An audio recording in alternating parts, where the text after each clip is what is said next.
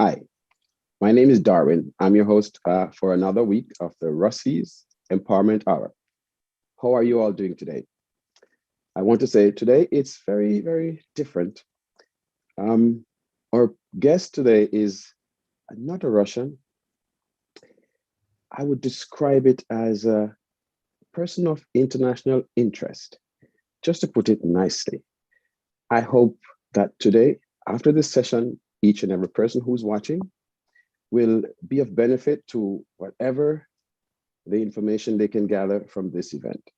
Now, as viewers and subscribers, I want you to go to the YouTube channel, Brosis Brother Sister Foundation.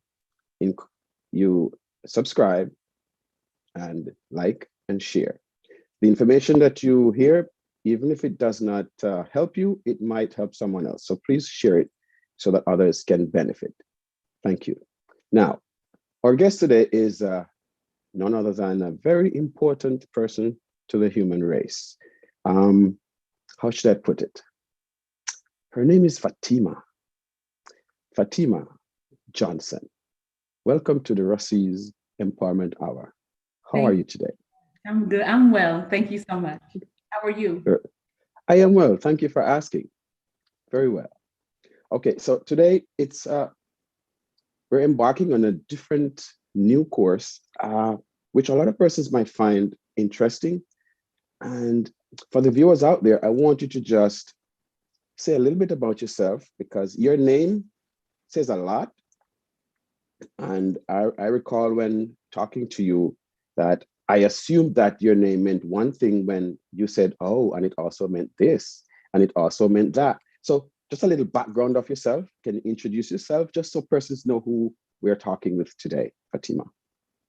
I will. I'm really not as interesting as you made me sound. So I'll keep it short, and you can ask me any questions you want to. But my name is Fatima. Yes. People may call me Fatima. Some people may call me Fatima. It just depends. Yes. I am the daughter of a Panamanian, and Yes. thus I was named a name that is used in Panama with an accent over it, over the first A. It's also used in a lot of places, and my mother was very much cognizant of that when she named me. She wanted me to be able to go anywhere and still have people, be familiar with my name. So Yes. um, I am an immigration lawyer, Yes. Indianapolis, Indiana. Uh, I have clients probably in about 20 states throughout the nation. But I focus my practice primarily on immigration and civil rights, but immigration is at the heart of what I do. Awesome. So just to start and get a deeper background of why you become an immigration lawyer, you have connections with you talk about as far back as the Panama Canal, the building of it. You have grandparents who were part of that. Can you expound on that a little bit so we can build up on this conversation? Well, my grandparents were born in Panama, but their parents were born in St. Lucia, Trinidad, and Jamaica. So, um, Panama is like it's like a mini New York, I would say, where there's Oh yeah. people all over. But the West Indian influence, the is very strong, and so we made it to Panama that way for my great grandparents to take advantage of the economic opportunities there. And eventually, my grandmother decided to move to the US. My mother came with her as a child, and that's where the adventure began. Of course. And being I wouldn't classify you as an immigrant because I mean you should define that yourself. You had situations just like everybody else that chose you to on the career path that you're on right now. So a lot of persons share the same story with you, and you have a story. Yeah, I I mean, would I would say that the interest um, that immigration became interesting to me because of an experience I had. there we go. I was studying abroad, and I was studying in Spain, in Salamanca, Spain. And while I was in Spain, I decided to take a trip to Portugal. I know that makes me sound real like worldly that I was Right. traveling around, but I just it's easy when you're in Europe to go from country to country. So I decided to take Yes. a while I was in Portugal, I was walking around on the beach of Cascais. I was um I went into a restaurant and I tried to pay for my meal and my card was declined. And I'm like, hold on, Wow. hold on. Now I went as a student with some scholarships, so I knew I had money in the bank. But eventually I learned what happened. I didn't learn on the trip itself, but I learned that someone had emptied out my bank account while I was gone. Wow. And, um, I had to kind of, I, I, I had to kind of make it without having any money and without having any work visa. I was there as a student. So it was a very enlightening experience. Um, Yes. it was a very vulnerable position for me to be in as a person there temporarily, as a person, as a woman. It was Yes. a very vulnerable situation, but it just gave me a glimpse. I just had to go through that for a couple of months, but it gave me a glimpse into what people have to go through every day here in the United States. So when I Yes. came back, I asked questions that I never asked before. I knew where my family was from. I know my family was still coming to the US, but I didn't know anything of how they got here, what happened when they got here, how was it that they came to be here. Um, I didn't even know my mother's citizenship status. I didn't know. Wow. Wow. It never occurred to me to ask. Um, and I'm from New York, so in New York, it really isn't uncommon thing for to be the parent, I'm sorry, the child of an immigrant or an immigrant yourself. It's really not an uncommon thing. But Yes. when I started probing, and I'm a very curious person by nature, so when I Yes. started probing and asking questions, and I found out that no one wanted to answer any of my questions, that I learned about some taboos that exist with immigration, how people are not really that forthcoming with their information either, because Yes. they feel the same vulnerability that I Yes. when I was abroad and in a situation. Right. Right. So I ended up volunteering at a free legal clinic, Yes. and that turned into a job, and that turned into a career. Um, they would not even consider putting me anywhere else besides immigration. I had an interest in it, and because I speak Spanish, they were like, "Oh my goodness, you speak Spanish, you're going right to immigration." So it was very fortuitous that I was just there and in the right place at the right time. Wow. Yeah, so So that's how I I'm started sh- immigration. you mentioned something that for immigrants, there's no welcome to America sign. Yeah, And I wanted you to talk about that. I mean, 'cause a lot of persons think that, back in smaller countries, they hear stories of these bigger countries where, oh, it's nice here. You should come and live here. Everything is so nice. We drive nice cars. We live in nice houses. We have nice jobs. Talk about that. What makes it so nice? Is it really? well, it's all about perspective, and when you are not in America, um, you can kind of idealize it. You have this view that it's utopia, that you have arrived once you get there, or Yes. actually, people have that view. Um, Yes. the the most jarring thing to me is I have a lot of family and friends that come from, and I've been lucky to see people's first trips to America, and I'm like, "Where's your coat? I brought you a coat." What are you doing here without a coat? And they learn that there is there's no way besides hard work here. Yes. There's no easy route. You can have the opportunities are limitless, but you will work for it. And if Okay. you are an immigrant, you will work harder. Awesome. Awesome. Just, I want to get into the meat of the conversation. I just wanted to touch on this. Yes. There's a story about three little children. And you mentioned talking about you went to Portugal at one time. And I did a little research on that. And it did say something about three little children that you talk about it. It's your name, Fatima. Well, they saw an apparition of Mary, and there's actually a movie. I think it's on Netflix now. So if anyone's interested, they can watch the movie. I have not seen it yet, so I can't vouch for the production quality, but it kind of tells the story when they saw an apparition of Mary, and the town, I think they pronounce it Fatima in Portugal. It became a pilgrimage site for a lot of Catholics. And so usually in the US, they pronounce it Fatima, Our Lady of Fatima. There'll be a lot of people relate my name to Catholicism a lot. It's one of the most used names in the world, but mostly because the favorite daughter of Muhammad, of the Prophet Muhammad, was named Fatima. And people usually say, oh, that's my mother's name. That's my sister's name. That's my mother and my sister's name to me. So, it's so funny that your parents were probably subconsciously not thinking of what impact it had, or probably they had, because now you are here in this space doing immigration law.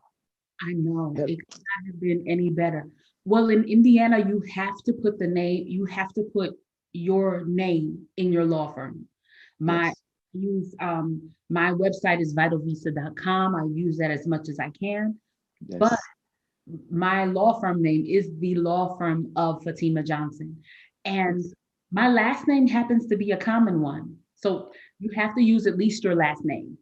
And all the other derivatives of Johnson were taken already. So I'm like, I guess I have to use my first name. But it worked out because people would say, I came because of your name. Yes. I recognized the name. I knew that's my mother's name. So that's why I came. Yes. Okay, good. Now that you talk about Vital Visa, explain a little bit about what Vital Visa is, and then we get on into the questioning, because a lot of persons have questions about what job that you do there. The law firm of Fatima Johnson offers immigration services. Vitalvisa.com is where you can find us. We do just about anything under the sun that's U.S. immigration and nationality law. Yes. The majority of our practice is marriage-based cases and deportation defense. Yes. So there's a lot of overlap in that, but marriage-based cases are, and I started my career doing purely humanitarian visas.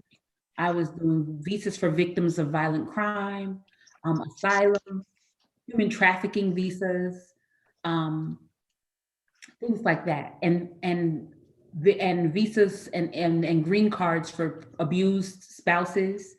But now it's just a very diverse practice. We have business immigration clients, we have family-based immigration clients. So we stay busy. We're coming off of 4 years of just being busy. Wow. Not in a good way, but busy. I can imagine. Vital Visa and you being busy for the last 4 years. Is it a bad thing or is it a good thing for you? I prefer to be busy with happy things.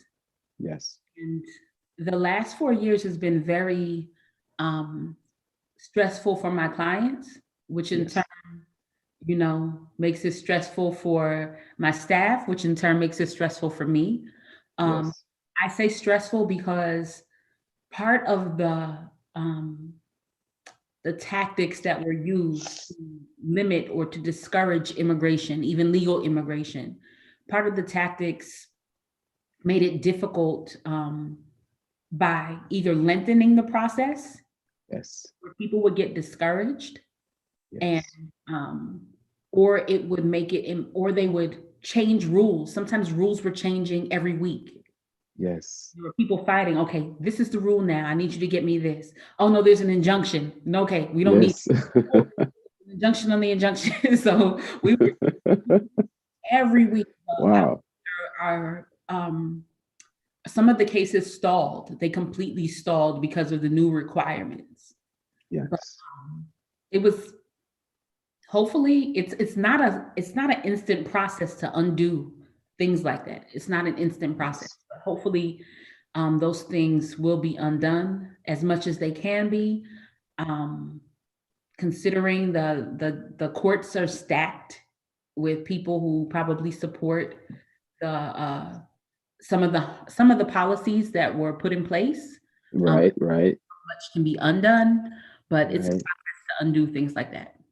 Of course, because persons, one of the first questions persons might want to ask, and you already hinted on it because you talked about 4 years being busy. Now that has changed. What now? Is it different? There's Well, a I'm new sheriff in town. I'm still busy. And people always ask me what now that Trump's presidency is over. I'll just say the name. Now that Trump's presidency is over, you know, what does it look like? What does the post-Trump era look like? And there is no post-Trump era at this point because rulemaking in administrative law. So immigration is under this area of law called administrative law, and Yes. if you have to follow a lot of rules, and when they make rules, they have to go through a process. They have to post the rule, they have to give notice, they have to allow for comments. So there's no automatic undoing of that. It will take some time to undo all of those things. Yes.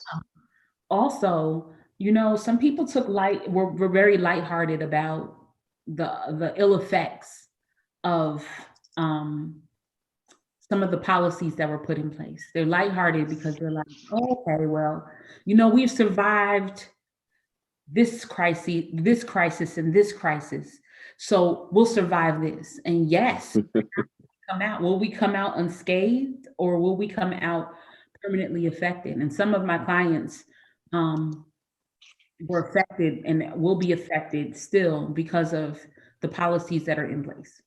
Some people just get, Wow. I had some people say, I don't want to do this anymore, or I don't want to do this anymore. My mother just went back home. We don't want to do this anymore. We're tired.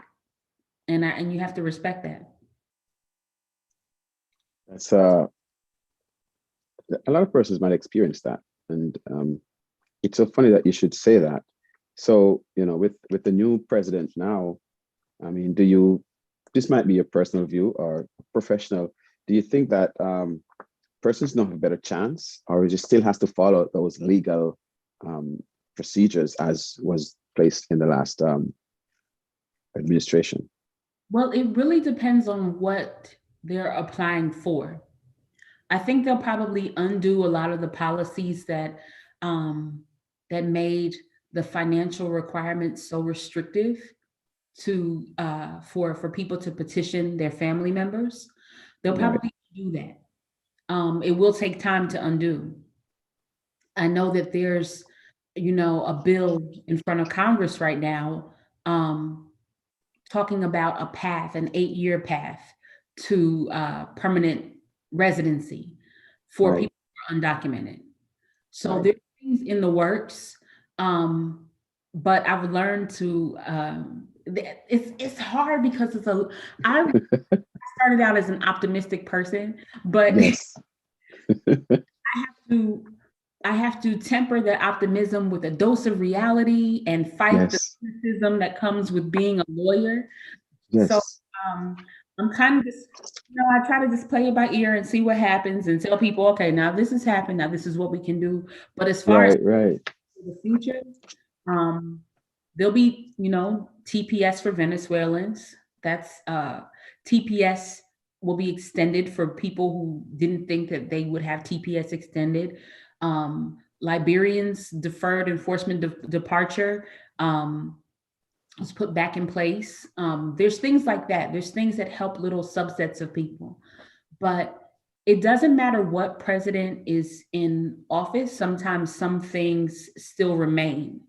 some Yes. vestiges of the inequities of the justice system are still present. Right.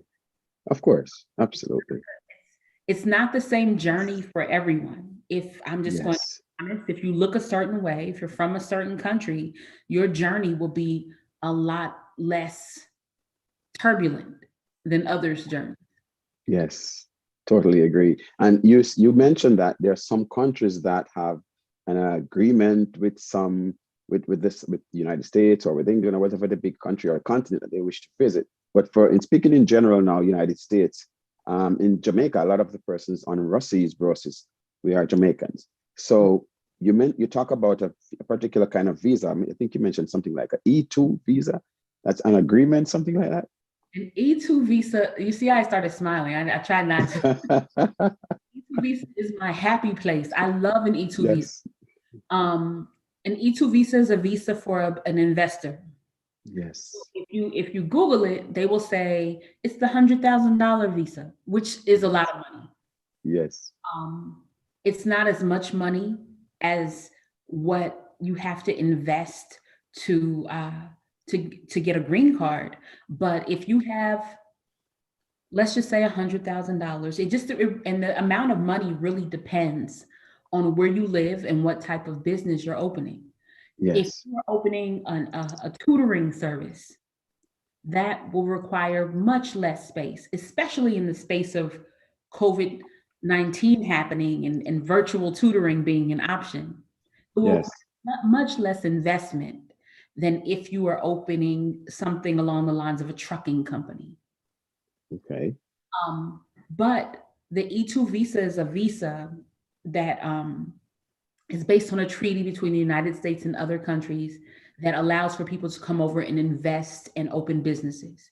There's no requirement as to what type of business it is, and there's really no monetary requirement about how much money you invest. It just has to be substantial.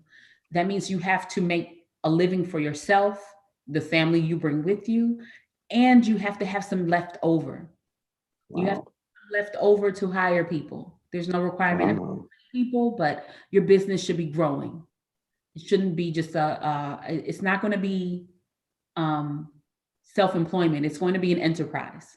Yes. Wow.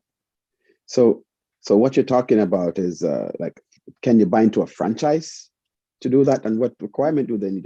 Do they need something like a green card or what? You can buy into a franchise. You won't get a green card. This is a visa. It is really, really, if it will feel like a green card to you. And Right. because you can travel inside the country and outside the country. You can Right.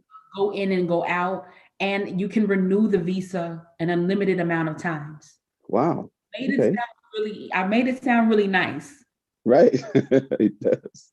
but coming up with the money to do this process, coming up with the money and putting it aside and showing and proving that you have this money available to invest, or you started investing that money, is Yes. um, is sometimes a challenging thing for people, especially if they are in a position where they are not where they're kind of getting loans or something for the money, and that's allowed. The money just has to come from a legal source. Someone can Yes. give you the money, someone can lend you the money. So, and you have to have 51% ownership, 50%, I'm sorry, ownership of the business. So Okay. So you talk about something very important and interesting right there when you talk about, because I'm sure financial services will want to know how you come about with that money. I mean, is that necessary to prove how you earned that money or it's where it was from, since you're coming from another country? it's necessary to prove that how you earn that money. It is. And sometimes it's like, okay, I worked at this job, or I had this business where I was from. Look, here's some bank statements that shows that I accrued this money. Or here's some paycheck stubs that shows I had a job. Or here's a bank statement that shows that someone lent me the money, and now here's their paycheck stubs to show that they had a Right. job. They want to make sure it's not from an illegal enterprise. Yes, of course. And with all this, of course, your education, does it play a vital role in this area? What about accreditation? How is that a factor in? Oh my goodness.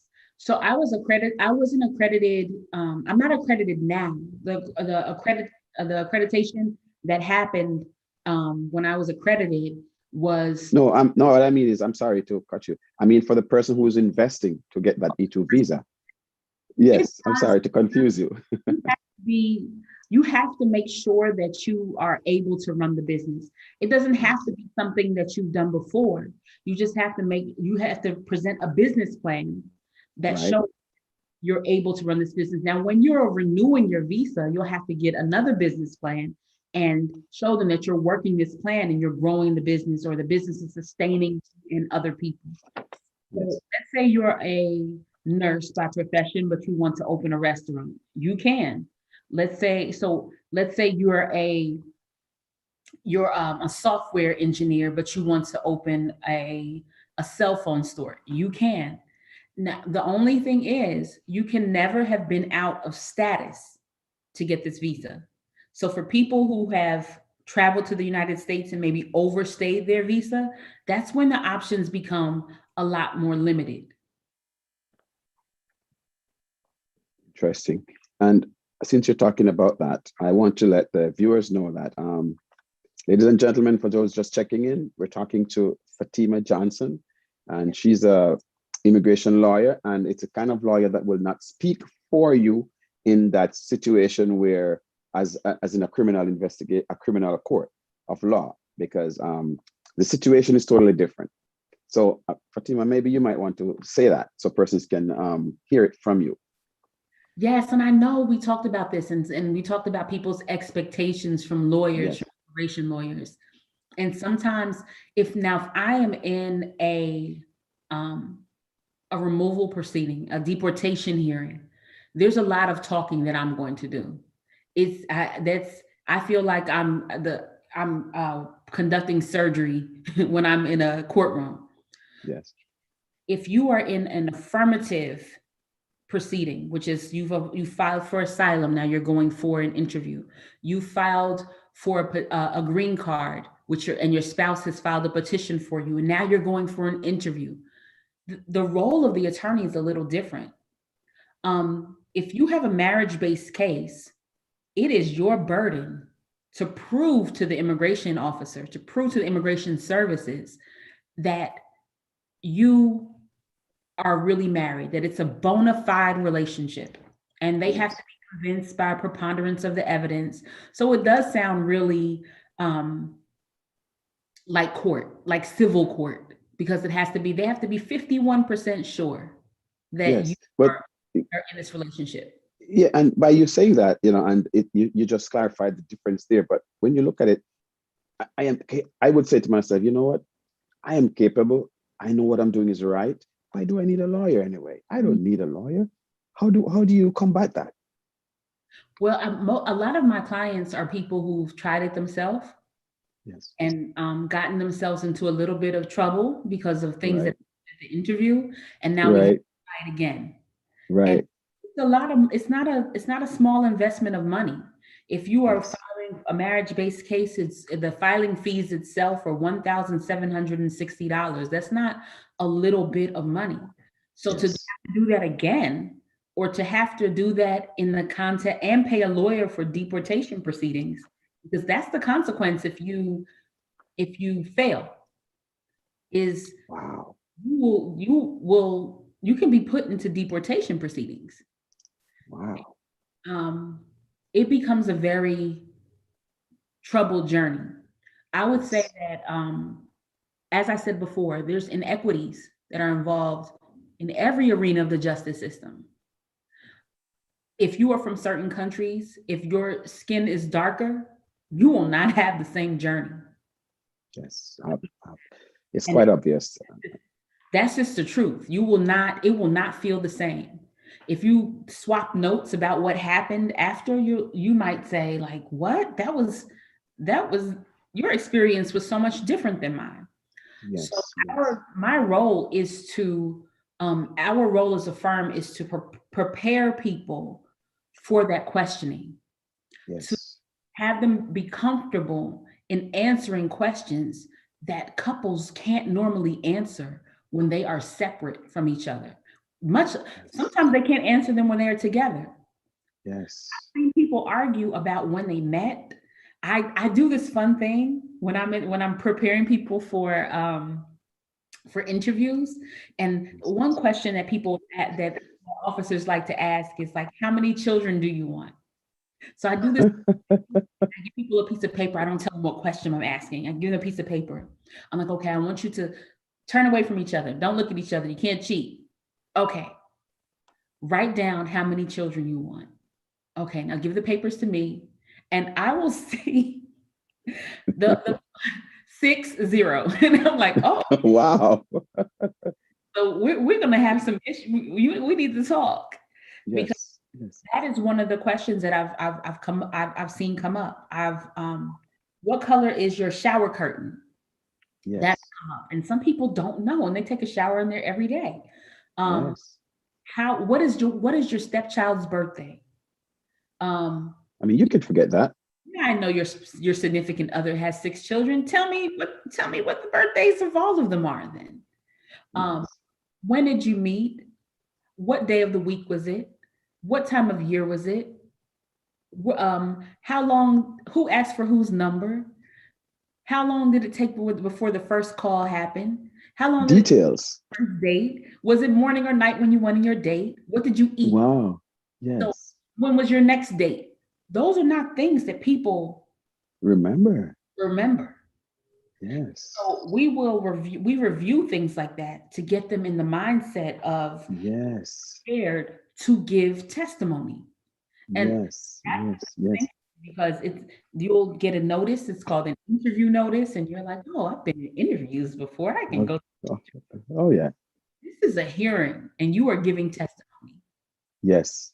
And On you oath. may not think that you're giving testimony, because some people will speak to you in a very cordial manner in order to elicit more information out of you, Yes. in order to get you talking, so they have more material to ask questions for.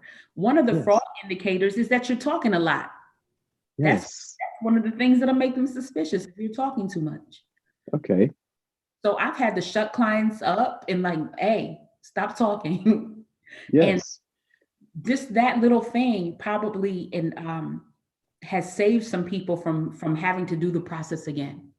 Yes. It's a very nerve-wracking experience. So they have to. So it helps to have a lawyer in the room. It helps to Yes. keep the officers accountable for their behavior as well. Yes. And thank you very much. And Rusty's Brosis, I'm sure for the ones watching and listening, that's a very important point you raised there, Fatima. And I remember talking to you about this. It's called language difference, word choices, verbiage is so important. I remember bringing up very just 2 words: self-confidence and being cocky. I'm a Jamaican, and I've been in situations where I've gone into a place where I am confident because I'm very knowledgeable about a lot of things. I read a lot. So I will know names, I will hear the name of a person, and I can just look at them and say, I know what country you're from. And I can tell them, I can ask them, how is that country? And they look at me like, how do you know I'm from there? Because of your name. So, and Yeah, I watch football. If you watch football, you watch the Olympics, you yeah, associate, you associate these names with these people. yeah. So it's simple, it's common sense. So, you use your intelligence to do these things, but in some settings, persons will look at it as you being cocky, and it creates confusion. Well, you have to So, remember the person who you're going in front of is, they usually have a type of person that it is. They hire yes, a lot of people who have been either in law enforcement or the military. Um, so if you try to make small talk with them, sometimes they don't react well. right, If you take offense to their tone, sometimes they take offense to your offense. So you have to go in there and kind of feel out how the officer is going to be.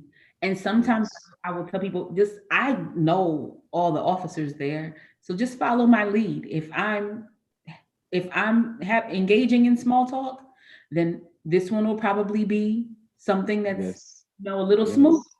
yes, If I'm yes, then you don't. right. That's good. And you also mentioned about that number one thing called the black hole. Is that what you call it? Oh, the black holes of Yeah, immigration. that's one thing nobody wants to get into. I want you to talk about that. Several black holes in immigration, but I will go through the main ones that I encounter. One, filing a frivolous asylum application. Right. You said I can't help you. I want you to break that down. A lot of persons may not understand what frivolous means. Oh, I'll break it down. I'll do it. I'll Thank do you. it. You are not scared to go back to your country, but you say that you're scared to go back to your country. Wow. You say that either because someone has told you, maybe you went to a lawyer, maybe you went to a notary public, maybe you went to someone from your church who just does helps people do forms, and they said, hold on, you've been here for 10 years. If you go to deportation proceedings, they'll give you a green card. So let's file an asylum application and say that you're scared to go back to your country, even though you're not, so that you can get put into deportation so that you can apply for a green card. That's a frivolous asylum filing. Asylum is one of those things that's very held, very sacred. And so if you Yes. lie about being scared to go back and you make up a story, then that's one of the things that will put you into one of the black holes of immigration. Yes. Black hole Wow. can't help you. There's Wow. my advice might be stay under the radar. Yes. I can't help you. Wow. Another thing that is very permanent is if you claim U.S. citizenship and you are not a U.S. citizen. Wow. Sometimes you claim it when you vote. And I've had people who got into some trouble for voting before they were citizens, but they didn't know that they weren't supposed to vote.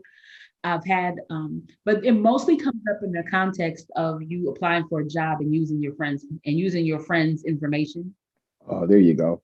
or I was check. just coming to that. Yeah, let's go right to the meat. Check Yes. that you're a citizen, but you're not.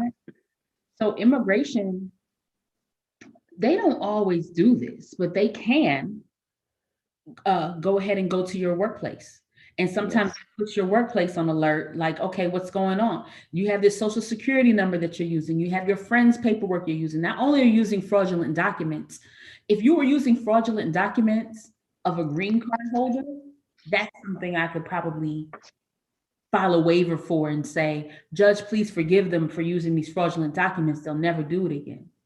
If you are using fraudulent documents of a citizen and you're going around saying, I'm this person, I am a citizen, that's a black hole of immigration. That's something that I generally cannot help people get out Yeah, of.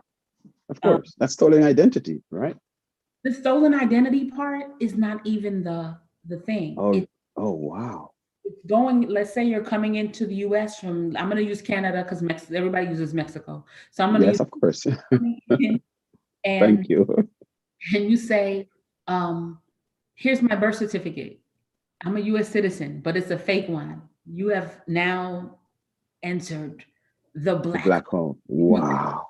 Um, Also, the last thing that really puts people into a bind is probably the most common for my demographic of clients, and it is marriage fraud. Wow. Spousal abuse, things like that. Marriage fraud. It is saying that you are married to someone and you have just married them just so that you can get an immigration benefit. So Wow. this is the arrangee type of type of deal. Right, right. So a lot of people think that they'll hear stories of people who it works for. Oh, I married someone and I paid him this much and um and I got my green card and now I'm a citizen. But what they won't hear are the stories of people who it does not work for. Those are the stories I get to hear. And I tell people from the beginning, I can't be complicit in your fraud. I can't help you with fraud. So there's no, oh, what do I do to make my fake marriage look better? There's none of that a lawyer, a reputable lawyer will help you with. However, I can warn you about the consequences, which the consequences of immigration fraud, besides jail time and fines, Wow. besides those, the consequence for the immigrant, because they normally, if they catch you, they won't normally do anything to the U.S. citizen. They'll just go Right. another person to who will give them a few $1,000s to do that too. Yes. But what they will do to you is put you into this black hole of immigration where it doesn't matter how much time passes. Yes. Not too much I can do to help you. Yes. But speaking of that, I want to tag on to it. A lot of situations arise, this particular situation I'm going to mention, spousal abuse, arise a lot out of that you speak of right now. Yes, spousal abuse is something that is fairly common, and it's pervasive inside of in all over the world. And I say pervasive because it does not matter what background you're from, what religion you're from, Yes. what socioeconomic status you're from. This is something that people have to deal with. So sometimes when people find themselves in a position of power, they don't want to let go of that power. Oh yeah. Oh yeah. And you as an immigrant are very vulnerable to that. And so people will start accepting all types of abuse, all types of cruelty, because they are still waiting to get their green card.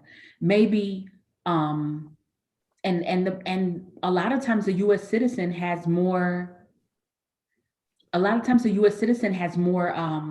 knowledge about the way things work here. So they might lie, they might do anything just to keep that control on that over that person.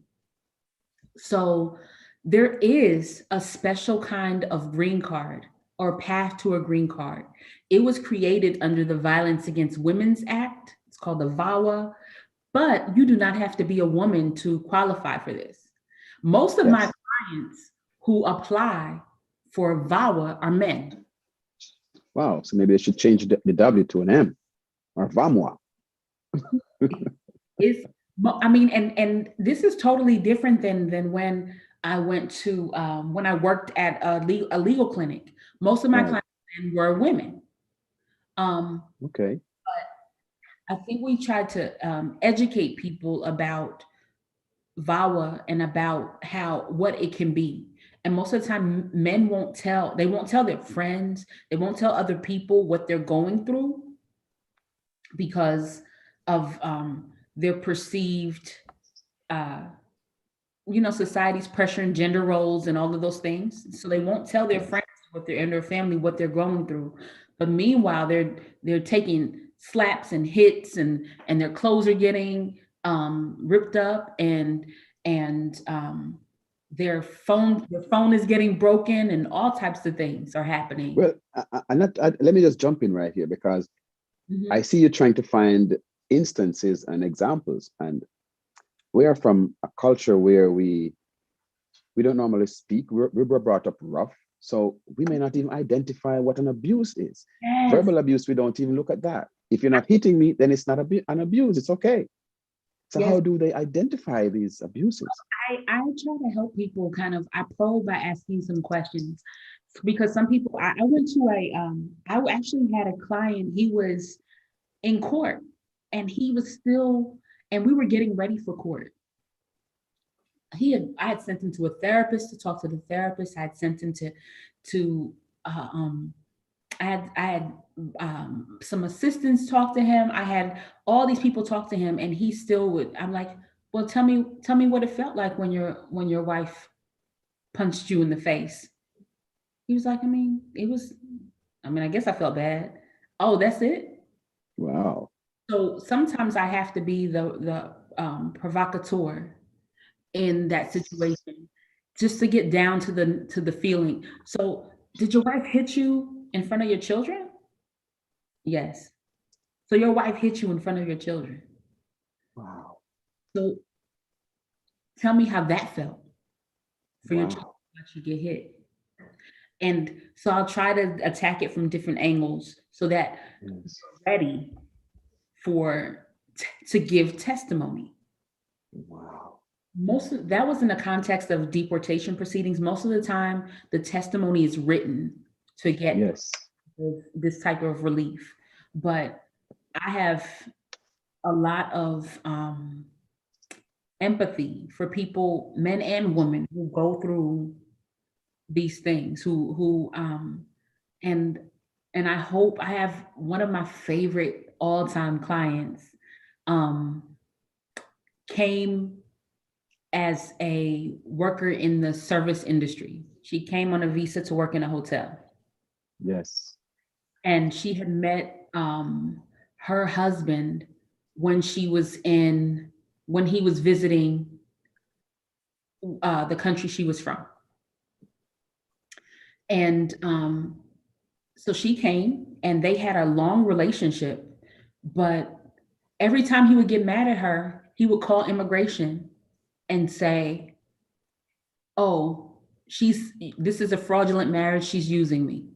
Every time he would, they got divorced, they got remarried.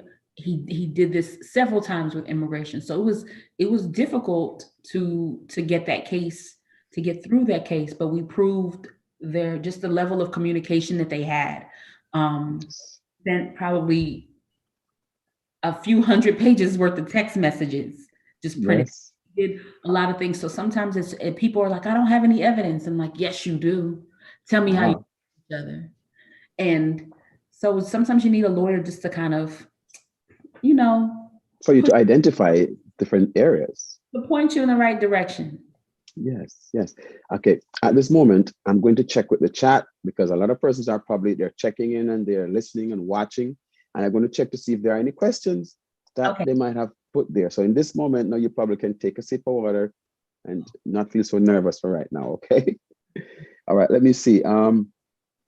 One of our teachers, Mr. Dunkley, yeah, there's Claudia, there's Lloyd, and the teachers, Mr. Dunkley, he's saying he does a maths program on this forum on YouTube every Tuesday and Thursdays for persons who like to do math.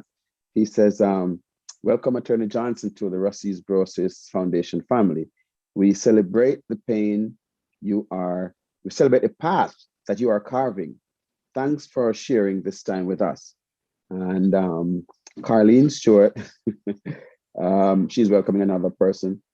And let's see, she's begging persons to like and share because of just we talk about the sharing. Okay, now the president, Mr. Troy Malcolm, he says, of course, he's greeting you and welcoming you also to the Rusty's family. So now you're a part of the family. You know, you're Jamaican, that's what you are, like it or not. Okay, so Troy says, welcome attorney at law, Mrs. Fatima Johnson to Empowerment Night. Thanks for sharing your wealth of knowledge on the platform. All right, and Audrey Cooper, she has a question. Let me ask you. It says, hi, this question is for Fatima. If someone overstay on their visa, how much time or limitation they have to file? Asking for a friend. Well, I don't know if you probably covered that before or you want to address that. Okay. Yes, that's a Let's. I get a lot. If someone overstayed their visa, and I'm assuming that they're married to someone else and now they want to file for a green Yes. card. Okay. It does not matter if you've overstayed 1 day or you've overstayed 20 years. Yes. If you are married to a US citizen and you entered the United States on a visa, there is an exception carved out for you that you Yes. can apply for a green card. Yes. So they should not worry. I would say, it's better to do it sooner than later because other issues come up, such as, it's a hard position to be in when you don't have work authorization. But when Yes, they of file course. for a green card, they're going to file for work authorization. They're going to file for a travel document in case an emergency. Yes. They're going to file for all of those things at the same time. Yes. Process Yes. can be a little slow. Um, it really depends on what part of the country you live in. Yes. I have filed A lot of applications, receipt notices that I'm getting now are for applications I filed at the end of December and the beginning of January. Yes. That's Okay. not normal. That's really slow. It's slowed down around then. So I expect it to speed up, because what is normal is a little slow down because of the holidays. But you know how the mail was kind Of of towards course. Of the year, course. a little off. So I would say that if they, before another issue comes up, if they could expedite that so that they can feel comfortable when a police officer is driving behind them. Good. A little nerve-wracking. As far as the process, it won't affect it at all. Okay. Well, Audrey Cooper, there's your answer. And I'm going down the line to see, just to clear the chat, because they're interesting persons they're gobbling up everything you're saying, every last word. And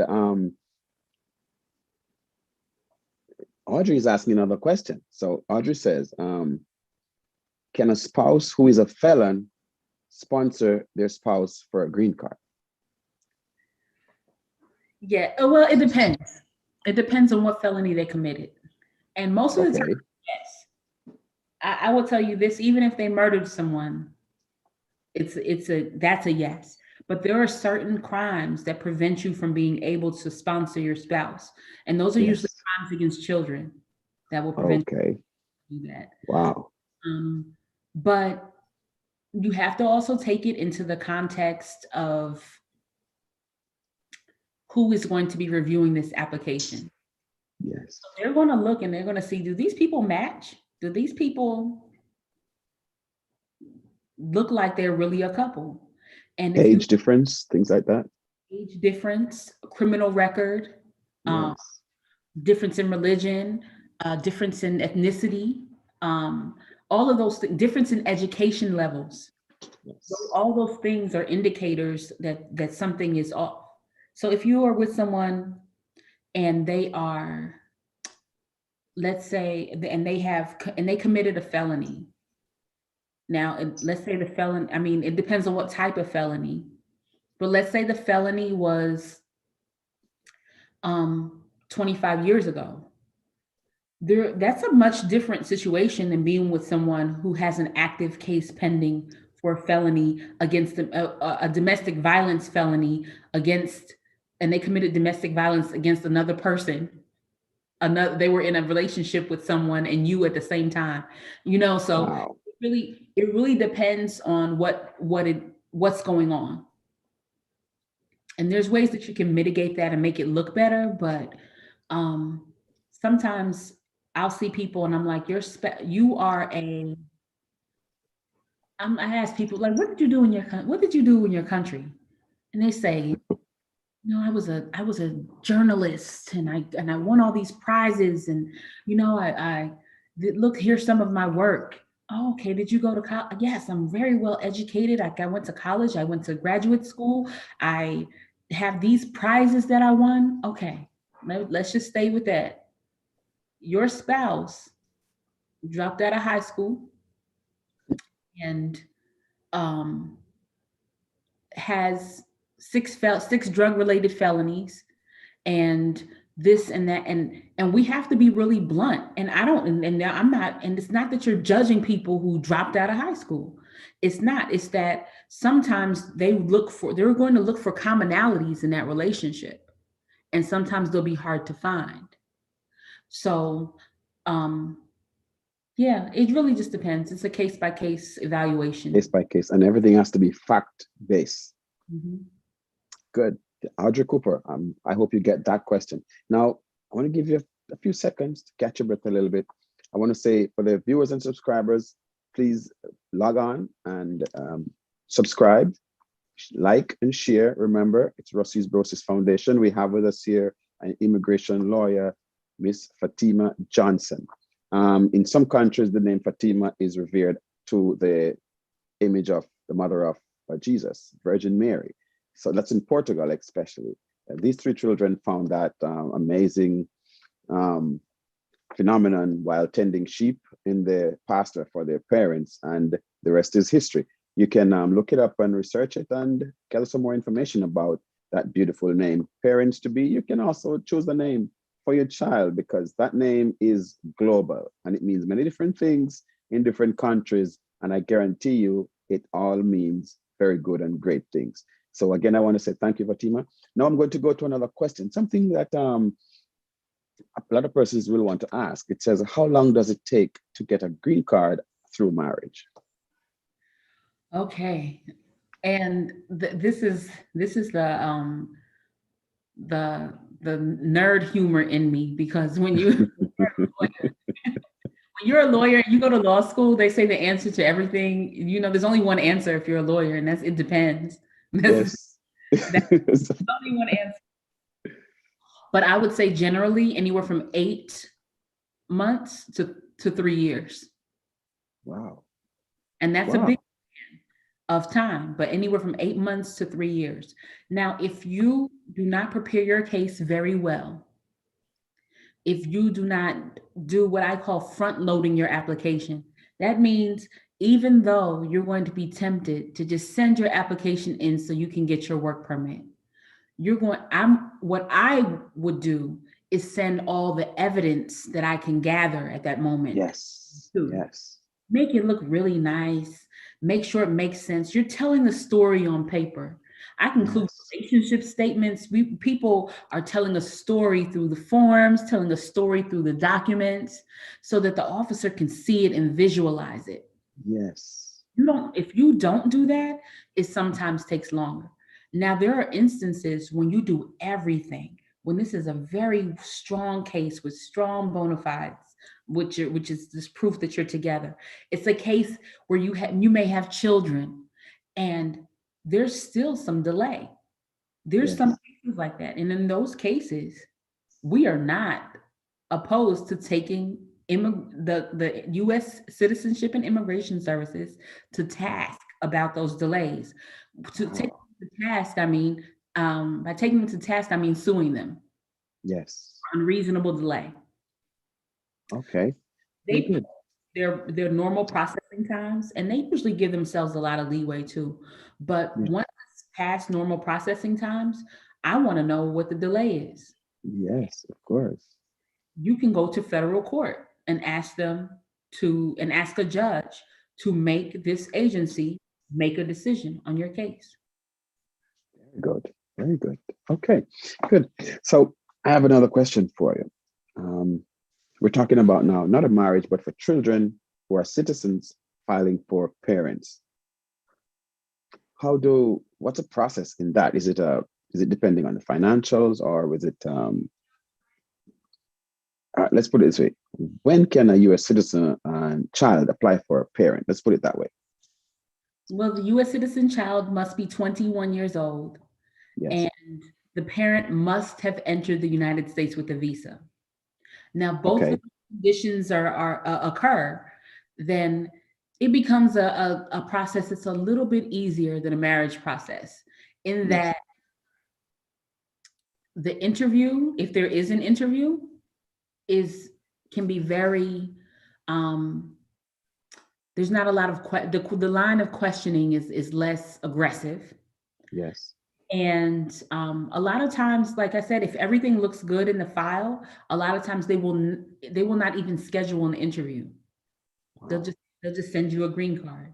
And that's always the most wonderful part, when they just send you one.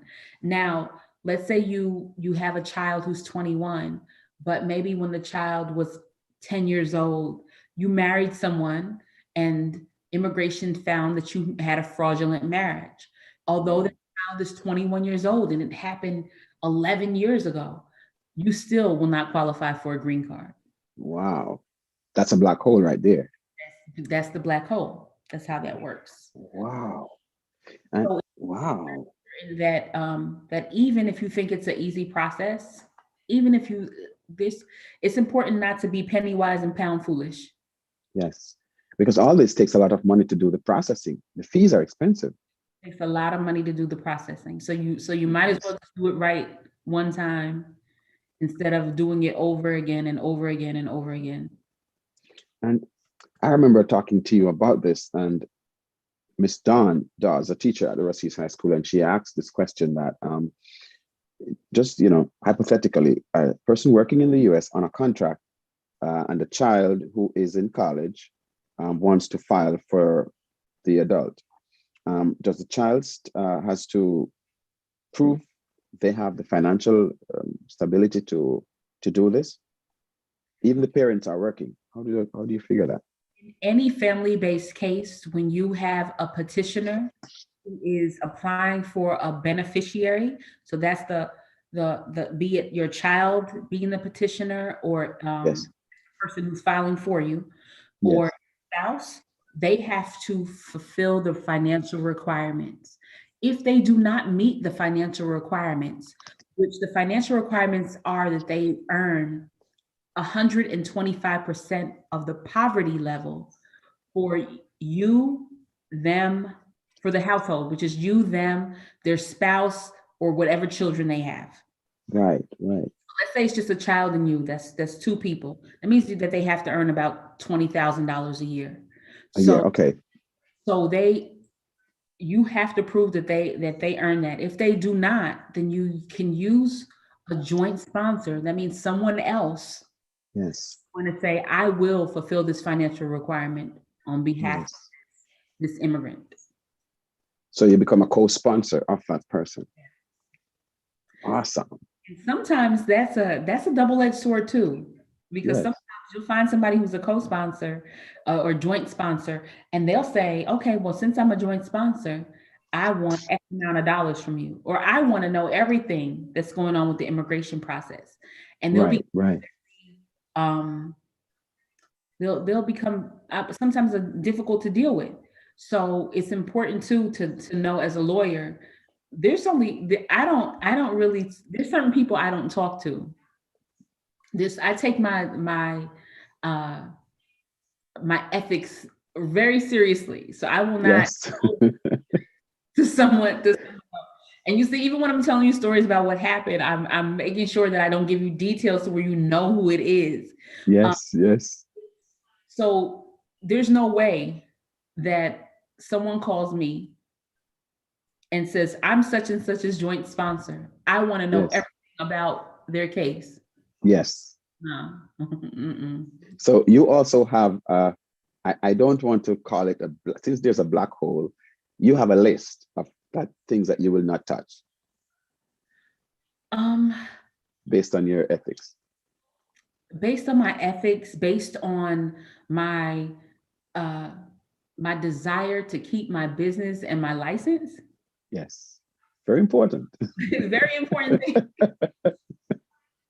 And I try to be very ethical because because I have so many people watching me, I have my staff watching me. And some of my family members are also part of my staff. And I've always had this. I'm the oldest girl, so I have like some of my younger siblings, 3 of them, working with me. So, wow. So I must and behave a certain way ethically. So we make sure that we, if someone comes and asks us to be complicit in a fraudulent situation, we cannot do that. Yes. I used to say, first of all, I don't even know you. I don't even know who sent you. Exactly. If I did, I would advise you not to do this. Yes. Because the first thing that someone would say if they get caught in their fraudulent scheme is, oh, my lawyer told me to do that. So wow. So there's no way that I'm going to tell someone just lie here. So when people come to me, I'm like, okay, I'm going to ask you for something that probably no one has asked you for. I just want to know the truth. Just the truth. And let's work with those facts. And I can tell you whether there's something I can do for you or not. Yes. Now, if after I told you there's something I can't do for you, and you're like, oh, well, you're punishing me for telling you the truth. I'm not. I'm helping you and I'm informing you. I have a pander to a tribunal, which means I have to tell the truth to courts, to judges, to government agencies. I have a duty to do that. So So I'm helping you. And I will usually tell them too, let me tell you a couple ways you're going to get caught. Let me tell you why you're going to. Yes. Oh yeah. There's a 50-year age difference between you. You didn't know until I just asked that this person had kids. You didn't know until I asked that this person had been arrested. So there's certain things that that people can just, that people think that they can fool somebody with, that they can't. And then sometimes they're not trying to fool anyone. Sometimes they're like perfectly in love and deep Wow. love, and they Blissful, huh? blissful, but very naive. Wow. They think that the love and the existence of their love is enough to get them through this process. Is Wow. You said that what you just said, that last statement, that's like a bite of the week kind of a statement, because a lot of persons are in that situation in many different ways, because information is very important and it has to be factual, and emotions sometimes will lead persons to make bad judgment calls. So it's very important that persons get the facts before they present themselves for situations like that. You said it's a hearing. Now I want to talk about, you mentioned about your company, you being the older of it. Just a little bit about it for a few minutes. How many persons do you have on your staff? I counted today. We have 34. Wow. 34. And And you know what? And sometimes when you start getting, when that's still a manageable number to where I know everybody who works there. I know everybody, right, but I don't supervise everyone directly right. anymore. And we have we have quite a few people. We have but of that number of people, we have 6 lawyers. And Wow. yeah, so it's been a blessing. It's been a blessing. It's been a journey um, to just grow and have growing pains. And, I'm really blessed to have even the difficulties that I have. It's a different kind of problem than what I used to have. So I'm just thankful. I'm thankful. Of course. And just to make you, I didn't want you to feel like put you on the spot to make you feel uncomfortable, because you're very humble, by talking to you yesterday and today, I get that feeling of humbleness, and you appreciate who you are and what you're doing, because you're helping a lot of persons to become, better at who they are, without them knowing it, even though they might pay a fee, but it costs to become, to be what they want to be. So with you being in that firm, you're the leader in that firm. You have 6 lawyers working, well, not really for you, but working with you. And I took particular interest in some of the persons you had working for you. You had a person who is a professional scientist. Yes. At the same time, this person is also a professional doctor and now want to be a lawyer. Interestingly enough, I don't know how you handle all these professionals in one roof. It is, you know what? I am so glad to have grown up in New York in in a 2-bedroom apartment with a lot of people in it. I'm Yes. so glad. And I'm so glad that my profession before I was a lawyer was cosmetology. I was a Wow. cosmetologist before and I did hair and I learned how to relate to people, and you have to talk to people, and just for the experiences I've had, because a lot of people's personalities, um, let me see, sometimes there's friction and conflict, but that's very normal. Yes. And when you're dealing with different personalities, different work styles, and it's really fun to it's really scientific to try to figure out this There's a person, science in everything, Fatima. person that they won't fight with everybody else because this person's it's and you and it helps kind of diffuse conflict too when you know Yes. not it's not the person that you have a problem with. It's not the person you have an issue with. It's maybe Yes. a personality trait that helps them in their job that kind of Yes. helps you a different way because you have a different personality trait that helps you in your job. So I don't expect everyone to agree with everything I say or anyone else says. Believe me, I Yes. had three of my siblings who work with me. My father actually been helping me with some things, running me around, being my chauffeur, things like that. Yes. So I'm always around my family. I'm very, very close to my family. And they the benefit of having them around.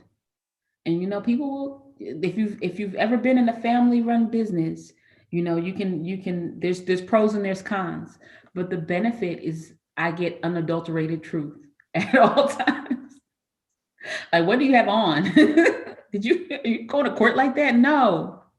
Come but I get the truth. I get unadulterated truth, and it makes me very um happy to be able to sit Yes. down and to be able to contribute to livelihoods. So as people grow, people come, people go. It's it's a very humbling experience to be the driver. Well, it is, and I felt that, and I'm still feeling it because being humble is not something that you were born with. Well, you're born with it, but you have to identify it. And when you are able to identify it, then you identify with it. And once you identify with it, your life becomes easier. There are challenges, but Mhm. because you're so humble and you have identified with it, it's smooth sailing because nothing else will bother you because you know where you are and you know what you're about. And that brings a lot of confidence. And with that, I want to say, I, I, I, I tried to remember if I told you this yesterday. Yesterday was what, International Women's Day? Yes, it, Well, today I'm telling you, and all the ladies out there who are watching, today's the 9th of March to 2021.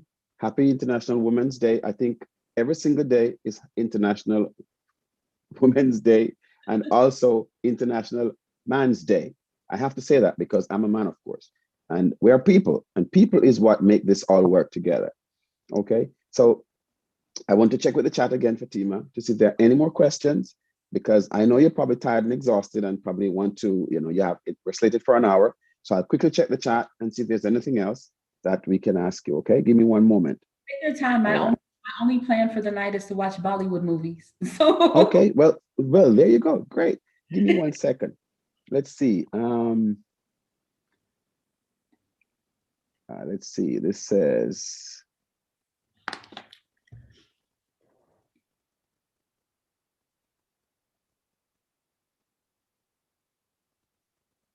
okay.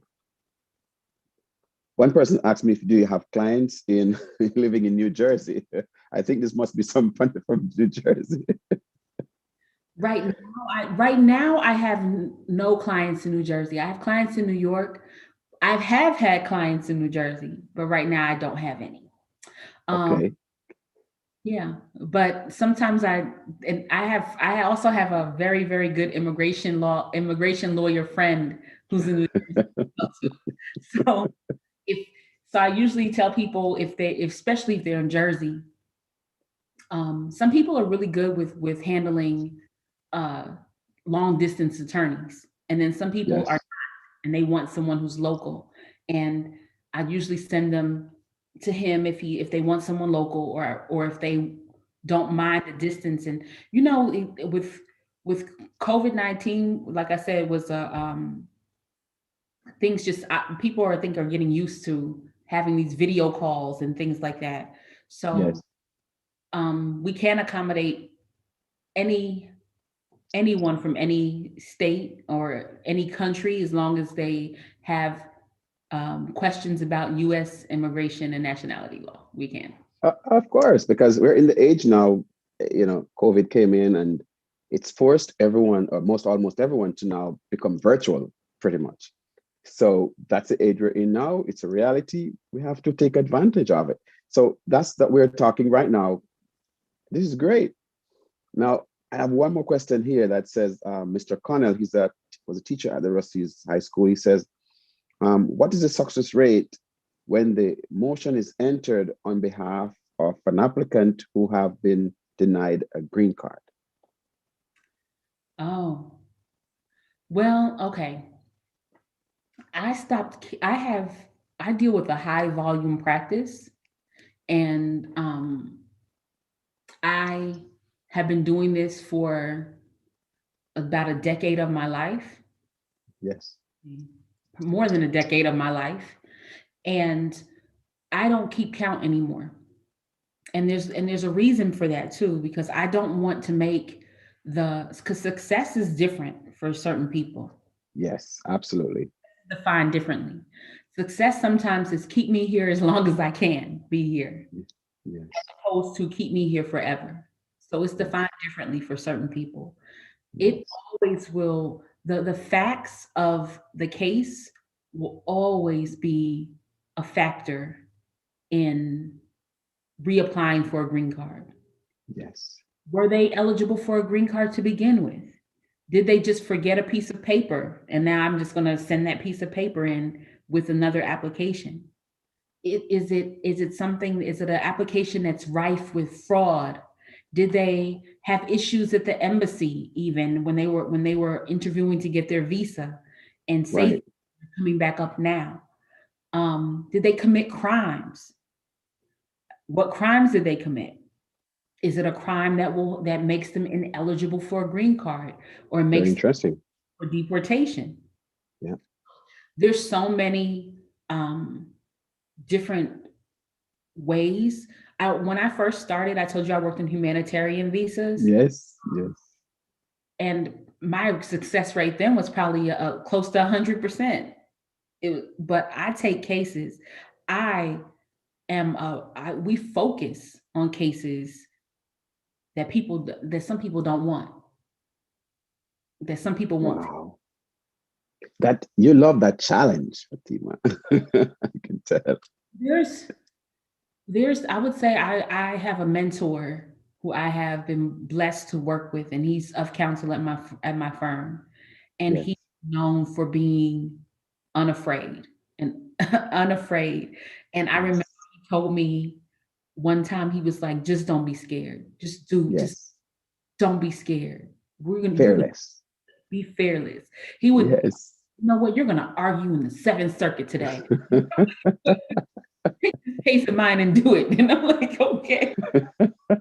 It's funny, So people like you're the boss, but I get bossed around all the time. it is what it is. I mean, confidence is what takes you there. But he's really taught me to be unafraid and to Yes. fight. And we have a class it's a training session Yes. for the lawyers in my firm. We have it. I'm the facilitator, and it's so we can soak up all of his decades and decades of Of knowledge. experience. Right. Right. Training class once a week where, okay, everyone gets to bring their hardest case and see what we would do. Yes. And maybe we do a hypothetical situation and see what they would do, because we Yes. don't want them. We're not in the room when we go to interviews. We're not furniture. We're not there Yeah. we're there to fight. Yes. Of course. And it has to remain civil. There's ethical rules about lawyers being civil. But when just because you get a decision and immigration is saying you're denied because you did all of these things wrong, it does not mean they're right. Very interesting. What we can do is say, okay, they may be right in this instance. You may want to file again or do something. We try to figure out what will be the most beneficial path depending on the goals of the client. Some people are Right. say, I just want another work permit. I can't go without a work permit because I'll lose everything while I'm fighting this. Okay, how about this? Let's file an appeal and let's file again so that you can have a work. Right. Right. So we have to kind of navigate depending on what our client wants. And that changes from person to person. Some people will say, I only want to go through this once. I'm scared of everything. I'm in a financial situation where I don't need to rush and I want everything to be perfect. And some people will take the opposite route and say, I want this filed in a week. Yes. Wow. I usually try to talk them out of the latter because I want it filed in a week too. Do you have all the evidence together? So we kind of, help people and we do that by building relationships with them. So that Yes. so because they have to trust you in order for it to happen. They have to trust. Yes. I don't and I told you I have there's so many the role that I have in the firm has it changes. It's changed through the years. It's gone from me going to now in Indiana, there's not an immigration court. So if I Wow. go to immigration court, if I have clients here who needs to go to immigration court, that means I have to drive to Chicago, Wow. which is a 3-hour drive. And Wow. the trip that I made, there's weeks that I made that trip every day. Wow. 3 hours there and 3 hours back. There's weeks but usually at least 3 times a week I was going to Chicago, on the road going to Chicago. And now it's not quite like that anymore. My position has changed, but what I want to do, my goal is to have people be able to be helped by anyone in the firm. Yes. Is to have people who are competent enough to help. So we do a lot of training. Since the firm opened, we are not, ever since we opened, we were not open like 9 to 5, 5 days a week. We always open late on Wednesdays so that we could do training every Of week. course, that's good because in every successful business, cross training for competency will automatically build a stronger firm.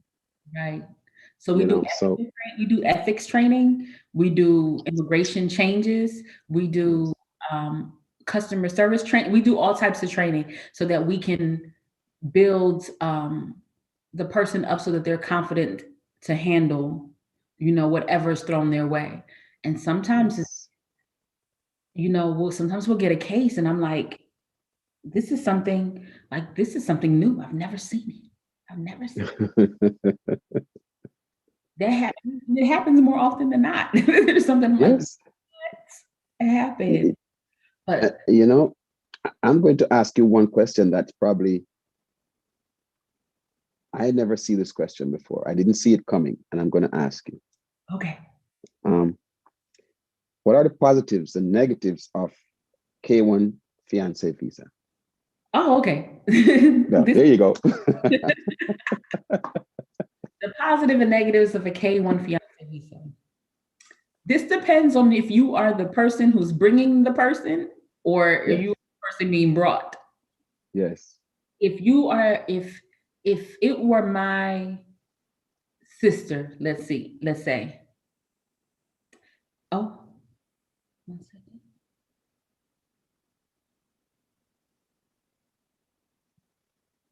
I'm frozen really quickly. I'm gonna change cameras really quickly. That's fine. Take your time. My battery went down. Okay. That looks a little different, but okay. So if you were my sister and you asked me about a K1 visa, sorry, my tablet's a little off. I'll hold it. There you go. Okay. And you asked me about a K1 visa. Did you bring your significant other through a K1 visa? I might say yes, because when they get here, when the person gets here, you have 90 days to see if they are the same person inside of the country as they were outside of the country. Wow. Hold on, let me rig my computer really quickly so it Yes, doesn't take go it. back. Okay, Yes. so yeah, are they the same person inside the country that they are outside of the country? That's really important to know. Yes. Sometimes people come and they change, but um, I would say that it's not always faster to do a K-1 visa. It used to be faster. And then I would say if you're in a rush, go ahead and do the K-1. But it really is a personal decision about budget. If you want to bring a fiance, you had to have seen that person within the last 2 years. Okay. Um, you have, but that means if you haven't seen them in the last 2 years, you have to travel to see them. You don't have to travel to the country they're from, but you have to travel somewhere and see them in person within the last 2 years. Okay. Then if you're traveling, sometimes it's just easier and more and less of a burden financially just to go ahead and get married if you have to do that travel anyway. Yes. So it really comes down to that. It's a more of it's a little bit more expensive of a process because you're doing because when you're applying for the visa, then you have some fees at the embassy too, some consular fees, and then you have their green card fee once they get here. So sometimes it can be a more expensive process. So it's really you have to weigh what you're doing, what you're comfortable with. Do you want to travel and go get married? Do you want to have a wedding in the States? But as far as processing time, they're pretty even keeled right now, honestly, between Okay. a fiance visa and a spousal visa. They take just Okay. an amount of time right now. Okay. Good. I'm just going back to the chat to see if there are any more questions. I see Jenny Campbell say yes, full caps. Kemp Street House, the genius.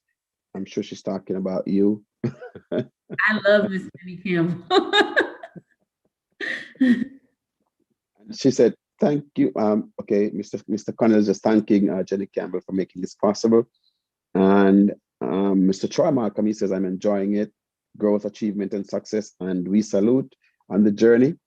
And let's see now, Chi-Town to the world. Okay, so let me get back to, there was another question that someone asked, and I want to find it for you because it says,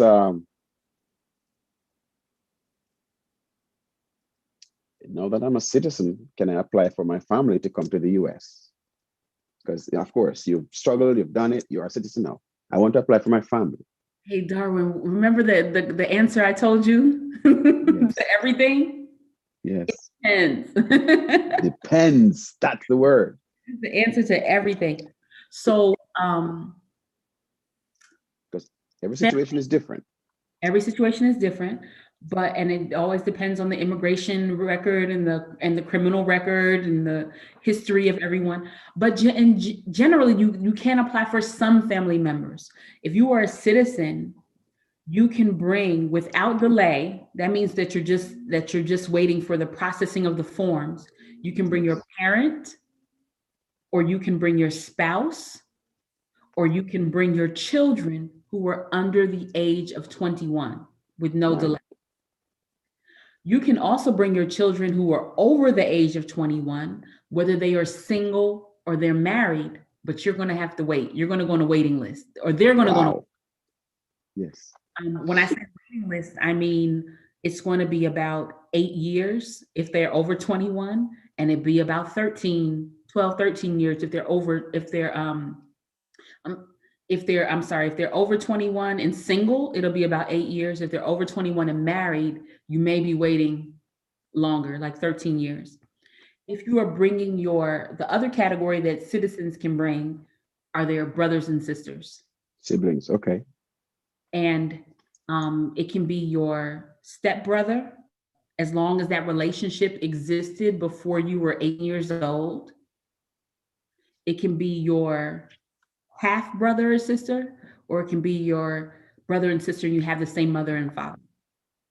And in those situations, the waiting time over 15 years. And Wow. that's for most of the world. If you are from Mexico, from India, from Philippines, from China, you might be waiting your sibling might be waiting 30 years to come. So Lifetime. it really just depends on where you're from and whether it's worth it. Because some people they're like, I'm gonna be 90 by the time I get this visa. I'm not coming there.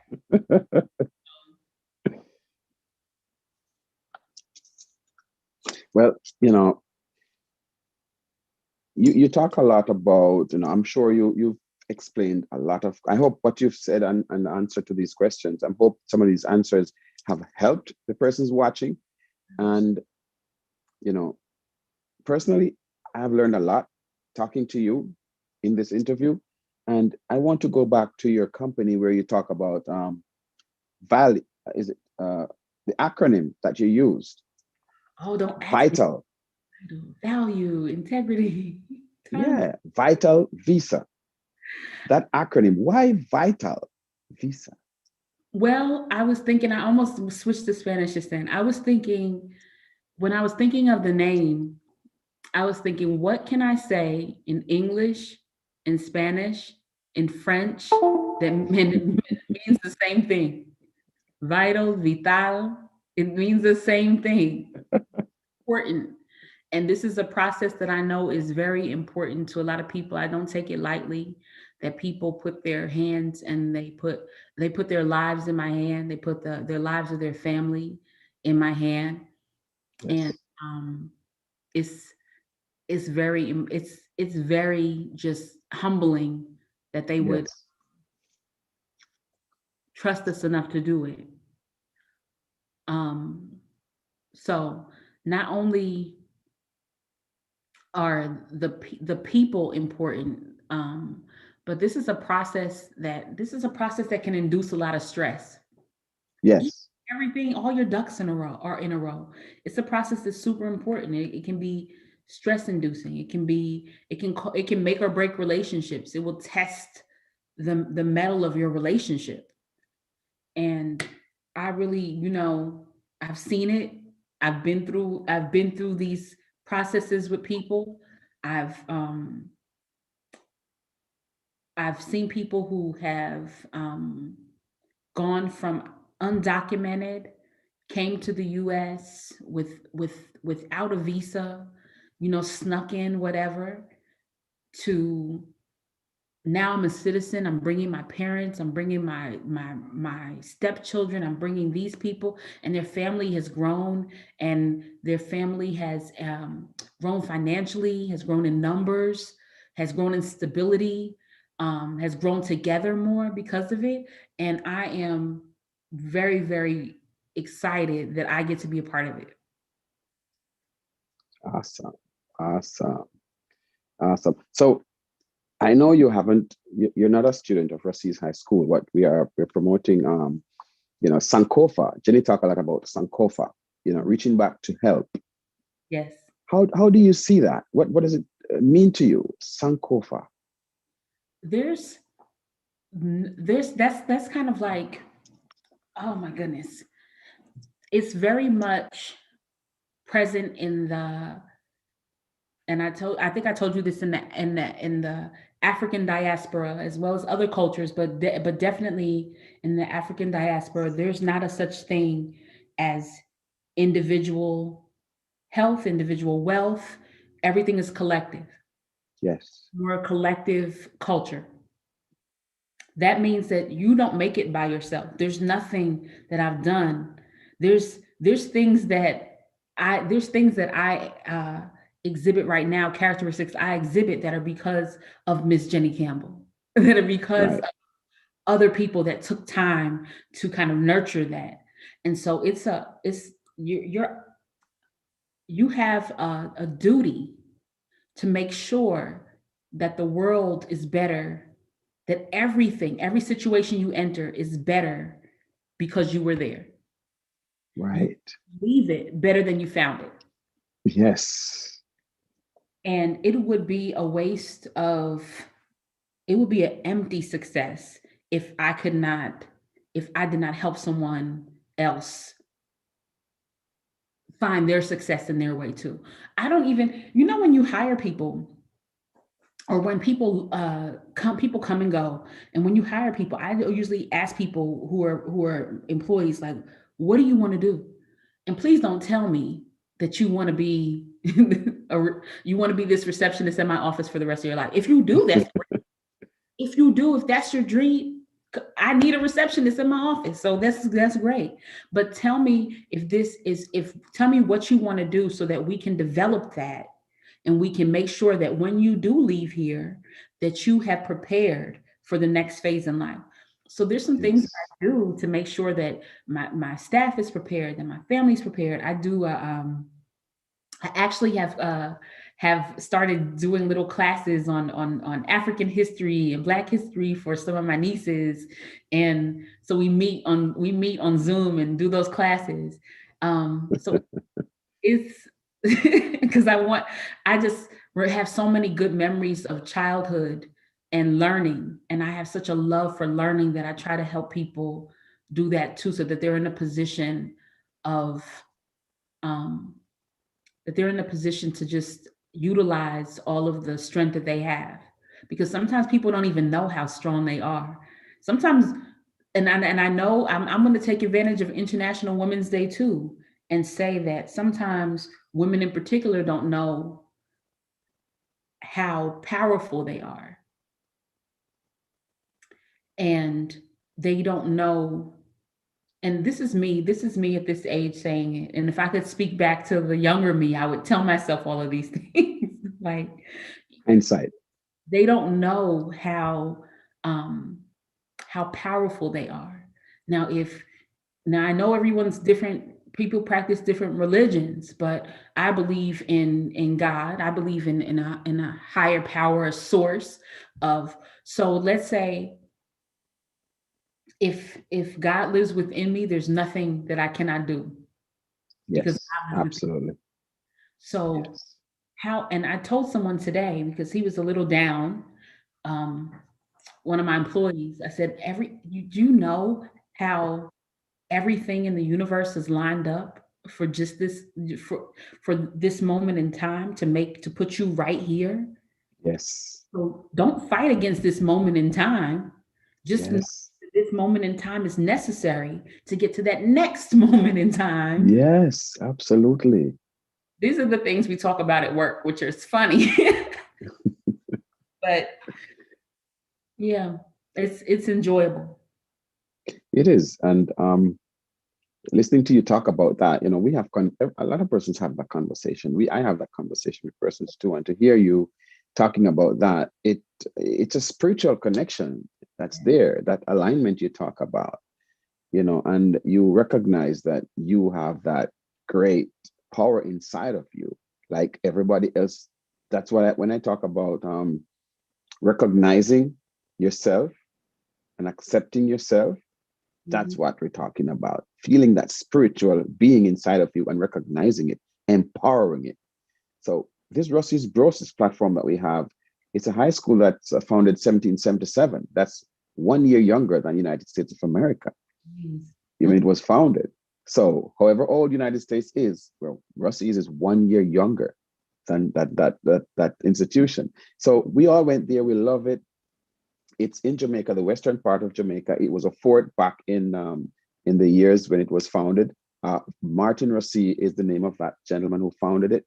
So it was a fort that surrounded. It's a little seaside town. So that was a fort that protected that little town of Rossi's. The name of the town is Lucy.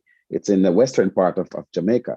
So you should visit there sometime. Now that you're part of the family, you could visit there sometime, get a picture of it, just to, for memorabilia. You never know. So I tell you that to tell you this. We started this I will send you foundation. the picture. Beg your pardon? So when I do, I will send you the picture, because I definitely.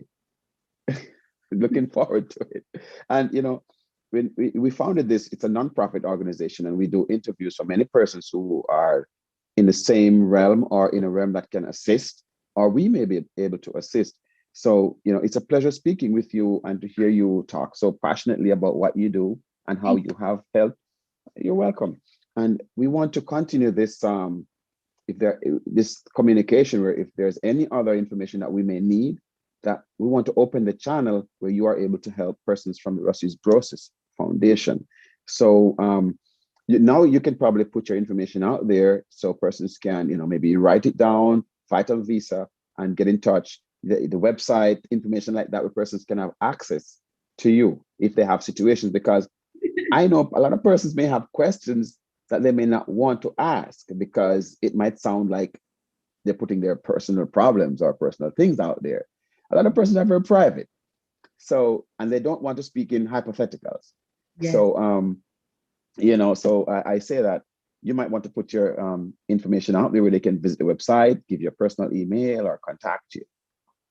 Luckily, the only other Fatima Johnson that pops up on Google is usually the bodybuilder, and I don't look.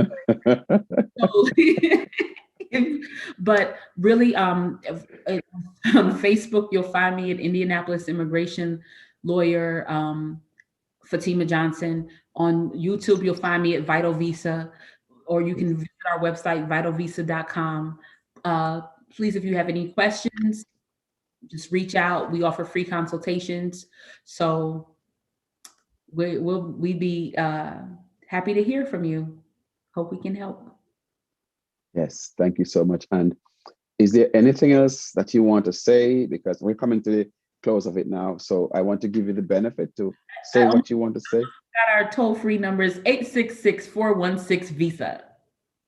There you go. So it's there in record. If you didn't hear it, rewind the tape. It's going to be there for you. So I